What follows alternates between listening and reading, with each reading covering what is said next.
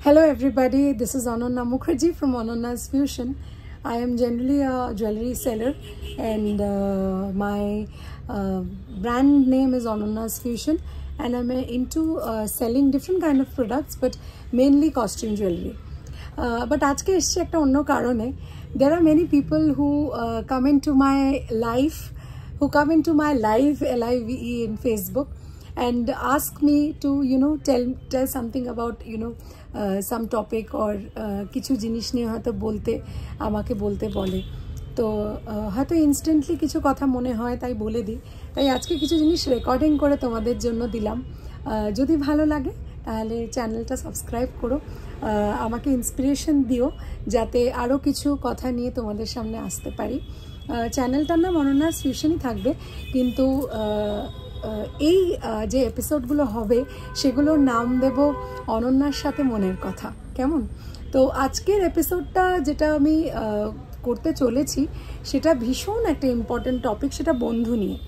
তা বন্ধু তো সবার জীবনে ভীষণ প্রয়োজন, কিন্তু সঠিক বন্ধু কি করে আমরা বেছে নেব সেটা কিন্তু আমরা অনেকেই বুঝতে পারি না।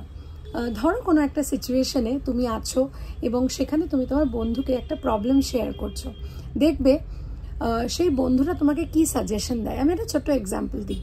ধরো একটা টিফিন টাইমে দুটো বন্ধুর মধ্যে ঝগড়া হয়েছে, কেমন, এবং তুমি সেটা তৃতীয় বন্ধুকে গিয়ে বললে, জানিস ও আমার সাথে ঝগড়া করেছে, আমি একটা টিফিনই তো চেয়েছিলাম, আমাকে দিল না, আমার সাথে ঝগড়া করলো। সেই বন্ধুটা হয়তো তোমাকে বললো যে ছাড় তো, ওরকম একদম ওর টিফিন খেতে হবে না, তুই একদম ওর দিকে যাবি না, ওর সাথে কথা বলবি না, একদম বাজে ছেলে, তুই আয় আমি তোকে খাওয়াচ্ছি। তোমার কিন্তু মনে হলো যে যে বন্ধুটি তোমাকে এই কথাগুলো বলেছে সে তোমার ভীষণ কাছে, তাই তো? এটাই হওয়া স্বাভাবিক।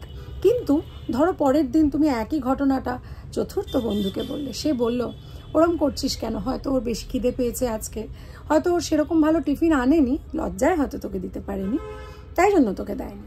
তো এই দুটো বন্ধুর মধ্যে সাময়িকভাবে আমাদের কিন্তু মনে হতেই পারে যে যে তৃতীয় বন্ধুটি, সেই বন্ধুই কিন্তু অ্যাকচুয়াল তোমাকে বুদ্ধিটা যেটা দিয়েছে সেটা তোমার মনের মতো, তাই কিন্তু তাকে তোমার ভালো লাগাটাই স্বাভাবিক।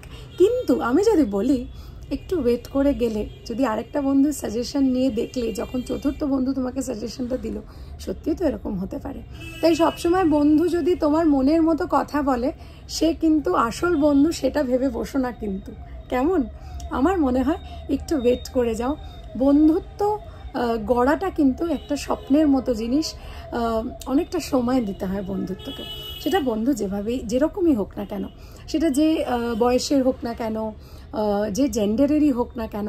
এখন বন্ধুত্ব তো অনেক বয়সে অনেক রকম হয়।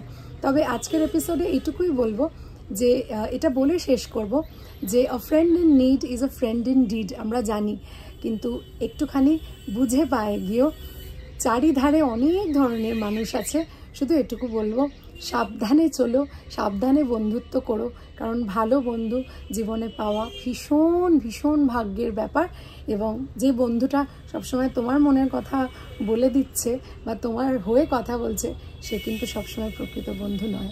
তাই জন্য আরও 4টে মানুষের সাথে কথা বলো, চেষ্টা করো বেশি বেশি করে মানুষের ভিউজ নেবার, এবং কারা কীরকম ভিউজ দিচ্ছে একটু দিনের শেষে অ্যানালাইজ করো, তাহলে বুঝবে যে ভালো বন্ধু অ্যাকচুয়ালি কে, যে তোমার মনের কথাটার সাথে সায় দিচ্ছে, নাকি অন্য আরেকজন যে তোমার মনের কথার এগেনস্টে বলছে কিন্তু সম্পর্কগুলো টিকিয়ে রাখছে।